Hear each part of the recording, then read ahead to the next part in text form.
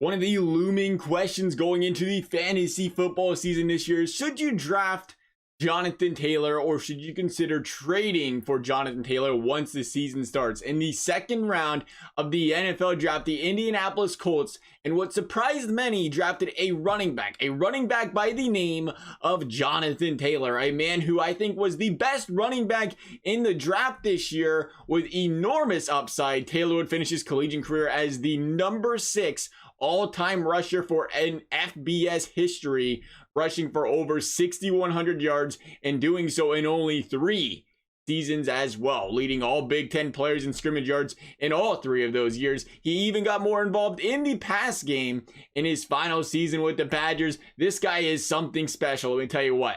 Let me tell you what, his ability to just find the hole and just bounce off tacklers, make something out of nothing. It's impressive the way this guy runs the football. And if a team who didn't have a bona fide running back on their team already would have drafted him, he's a slam dunk draftee where he is in his current average draft position. But the problem is, he's not. He's on a team where he'll be in a potential committee role with Marlon Mack, at least for the short term here, who just came off his first career 1,000-yard rushing season. He's on a team that will more than likely work him into the offense slowly because, again, they do have the luxury of Marlon Mack being there. For that reason, I do think he is an excellent option to trade for because I do think this is, his job to take in the long term.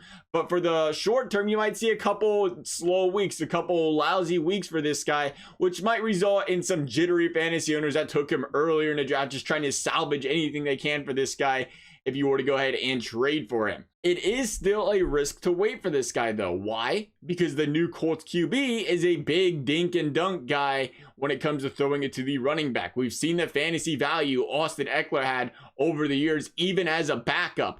Taylor could very well find himself in that third down passing back role and rack up a lot of pass yards even in those first couple games of the season here. So what's the answer? Honestly, I don't think there's an easy solution. I think it really depends on where you draft and what you have when you come around and he's on the board. If you go into the 4th round and have 2 running backs already and feel you can, get some wide receiver 2 or 3 depth later on in the draft, which I think certainly is very possible and it will be there, you can draft him. Or say you got a bona fide number 1 back, a Barkley, a Cook, a CMC. Again, I think you can take that chance on drafting him then, but it's essential that you do either way. You clamp down on Marlon Mack and make sure you own both of these running backs. That is a downside thing. You have to keep that backup. You have to keep that bench spot with Marlon Mack at least for a couple weeks there as well. But on the contrary, if you're sitting on, say, a weak running back core, one you may not feel as confident about, maybe, you got the 9th, 10th pick in the draft, and you were stuck with a running back you were a little bit shaky on,